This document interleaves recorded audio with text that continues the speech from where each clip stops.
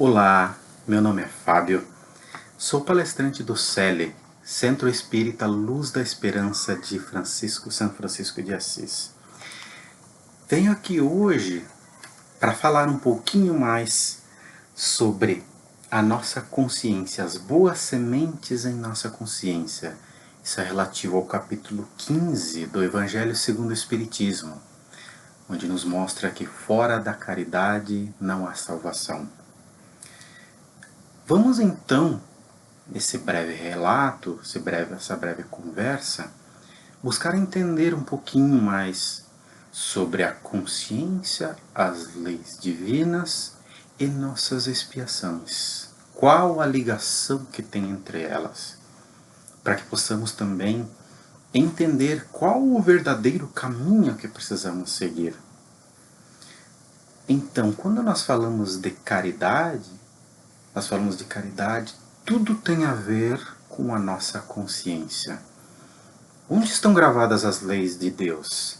Os Espíritos nos mostram na codificação que as leis de Deus estão gravadas na nossa consciência. Também estão gravadas na nossa consciência todas as expiações, todas as coisas que nós fizemos boas e ruins.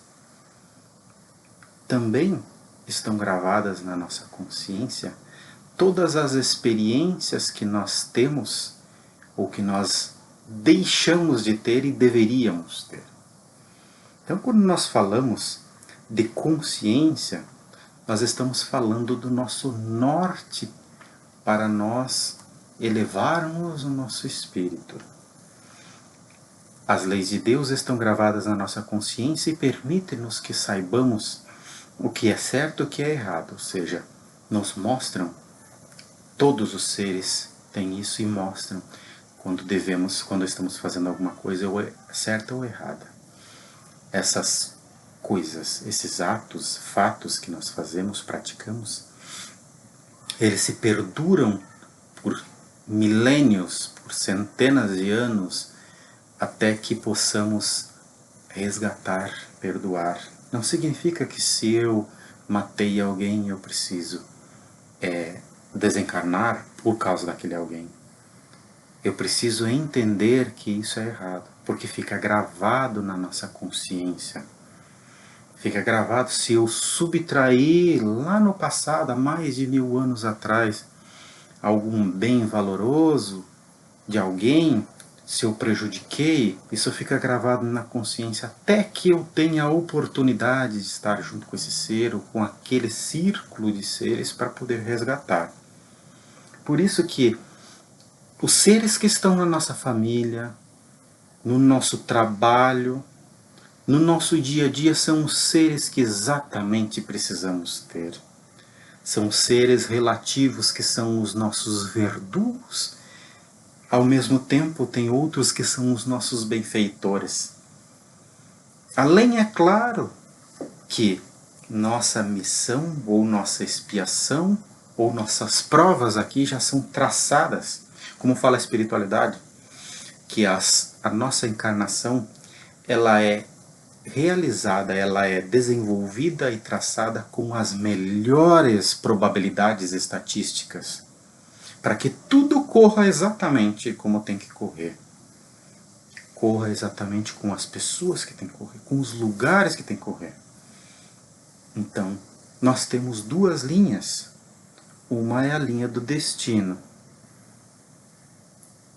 que nos mostra o que nós temos que passar, os lugares que nós temos que passar, as pessoas que nós temos que encontrar. Outra é a linha do nosso livre-arbítrio, que é o que nós fazemos com isso que nós encontrar.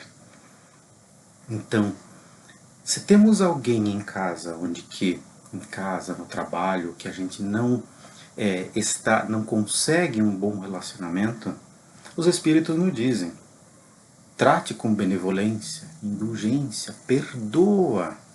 É a melhor receita, conforme o Cristo mesmo falou, perdoa. Perdoa enquanto é tempo. Mas perdoa sinceramente, de coração. Não adianta nós falarmos, às vezes, por palavras, eu te perdoo e tudo, e fica aquela mágoa. Assim como tinha o exemplo do Chico, que quando ele teve o cãozinho dele que foi, mataram para evitar sofrimentos para o Chico, que cuidava do cãozinho doente, ele ficou com aquela mágoa, porque ele sabia quem era. E Emmanuel disse para ele, para tirar essa mágoa que está te incomodando, está prejudicando o nosso serviço espiritual, você precisa descobrir o que essa pessoa quer e dar de presente para ela. E ele descobriu que era uma máquina de costura, foi lá e parcelou e tudo mais, para dar de presente para ela. Mas antes disso ele questionou, mas eu que fui o prejudicado? Eu que fui o prejudicado, como eu tenho que fazer isso? E Emmanuel disse, a receita não é minha, a receita é do Cristo. E assim Chico foi lá e deu aquela máquina de costura, que era a coisa que ela mais queria, aquele ser, e assim saiu uma luz do coração dela e atingiu a ele, que dissipou aquela nuvem de trevas que tinha. Então, o que a gente tem a entender da consciência, dos bens do espírito? Nós temos que entender que o maior exemplo de convivência foi o Cristo. Se nos espelharmos no Cristo, tendo bom convívio com os demais, que é nada mais do que respeito, amor, ter um pouco de caridade para com o próximo, de ouvir, não falar mal, mas não pensar também mal. Coisas simples do dia a dia que, se nós vivermos, tentar evitar discussões, ou seja, eu, por mais que não concorde com a tua palavra, não concorde, eu ouço. Eu mantenho a minha opinião se eu não concordo. Se eu falo e os outros não concordam, eu fico quieto. Eu ajo com indulgência, fico quieto e deixo. As pessoas vão entender na maneira que elas entenderem, no tempo que elas entenderem. Não precisamos pressionar nada. Por isso que, quando falam no capítulo 15,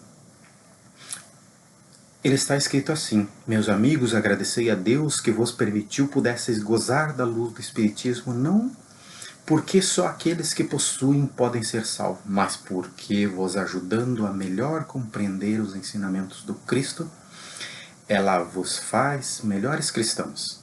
Fazei, pois, em que vós vendo, se possa dizer que o verdadeiro espírita e o verdadeiro cristão são uma só pessoa e a mesma coisa. Porque todos aqueles que praticam a caridade são os discípulos de Jesus, qualquer o culto que pertençam.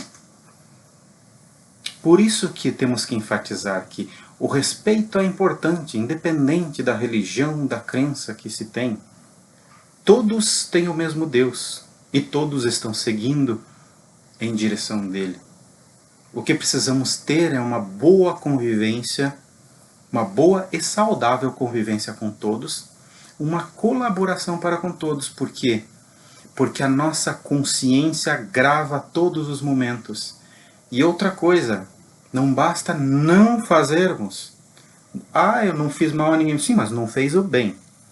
O não fazer mal já é uma negligência.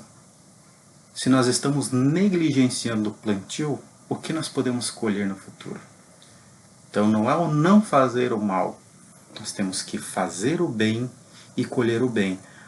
Mas o que eu preciso fazer? Como é que eu começo? Começa dentro de casa. Começa dentro de casa, respeitando sua esposa, seu marido, cuidando dos seus filhos para ter uma excelente educação e respeito a todos, porque afinal de contas nós estamos aqui no lugar onde que precisamos estar. E se a nossa existência ela é calculada em exatas probabilidades, nós iremos nos encontrar com aquelas pessoas que nós precisamos encontrar necessariamente. E a nossa decisão do nosso livre-arbítrio é a que vai mostrar o que nós temos que fazer com ela. Tipo, aquela pessoa não bate comigo. Se ela não bate, então vamos tratar com o BIP, benevolência, indulgência e perdão. Vamos tratar assim para quê? Para que a gente possa sanar essa expiação, para que a gente possa limpar a nossa consciência. Não basta nós simplesmente ignorarmos porque aquela pessoa não faz bem para mim e tudo mais. Não, vamos orar por ela. Vamos orar por ela, vamos viver bem, vamos trabalhar, fazer o melhor que nós podemos aqui enquanto encarnados. Por quê? Porque a nossa consciência, por enquanto, nós não temos consciência do passado. Nós não temos consciência do passado, nós precisamos fazer o melhor para quando chegarmos lá, termos cumprido o que nós precisamos, o que foi feito com probabilidades para nós cumprirmos. Então é muito importante isso.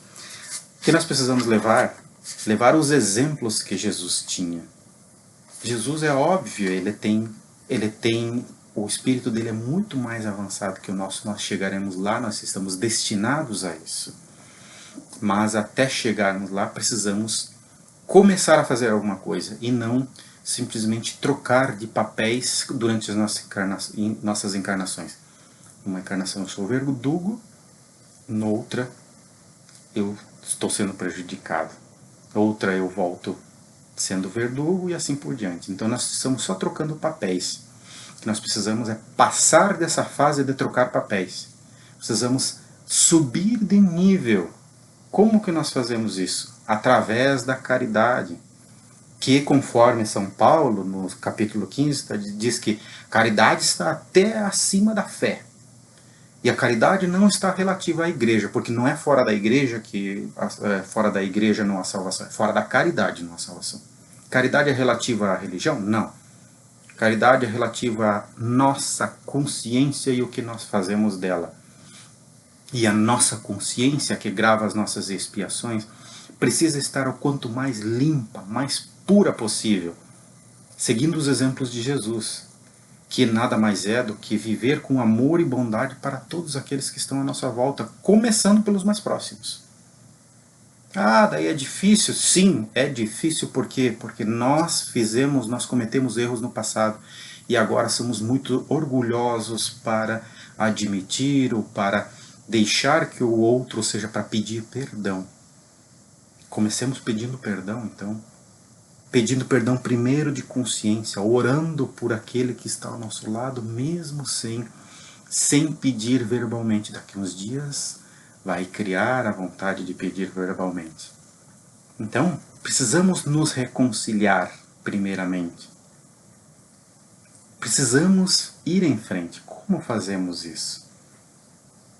Fazemos isso através do dia a dia, através da convivência que é necessária que temos. Eu separei só um trechinho aqui, um trechinho aqui de Mateus capítulo 6, versículo 19, que é um ensinamento aqui do Evangelho por Emmanuel, coletâneas de psicografias que tem. Só para a gente entender um pouquinho o que é a caridade. A caridade, na visão divina, colocada na revista Reformador de outubro de 1964, página 240. Serve onde estiveres e como puderes, nos moldes da consciência tranquila. Ou seja, vamos trabalhar com a consciência tranquila, termos consciência tranquila. Servir para termos consciência tranquila. Caridade não é tão somente a divina virtude, é também o sistema contábil do universo. Ou seja, é simplesmente o sistema de tudo como funciona é a caridade. E se não estamos praticando, nós estamos fora desse sistema. Sistema contábil do universo que nos permite a felicidade de auxiliar para sermos auxiliados. Um dia nas alfândegas da morte, toda bagagem daquilo que não necessita ser-te-á confiscada. Entretanto, as leis divinas determinarão: recolhas com avultados juros de alegria tudo o que destes do que és. Tudo do que fazes, do que sabes e do que tens, em socorro dos outros, transfigurando-te as concessões em valores eternos da alma, que te assegurarão amplos recursos aquisitivos no plano espiritual. Não digas assim que a propriedade não existe ou que não vale dispor disso ou daquilo. Em verdade, devemos a Deus tudo o que temos, mas possuímos tudo o que damos. Ou seja, vamos limpar a nossa consciência, começando pelos exemplos de que Jesus deu enquanto estava aqui, os exemplos que temos em todos os livros, espíritas ou não espíritas. Ser cristão não é ser espírita, mas ser espírita é ser um verdadeiro cristão. Ou buscar ser, se estamos em processo. Vamos trabalhar nisso, vamos conviver melhor com nossos irmãos de caminhada, vamos fazer o possível para sairmos daqui melhores do que nós viemos. E que abençoados sejam os nossos caminhos e que os guias espirituais estejam sempre ao nosso lado. Que assim seja. Até mais.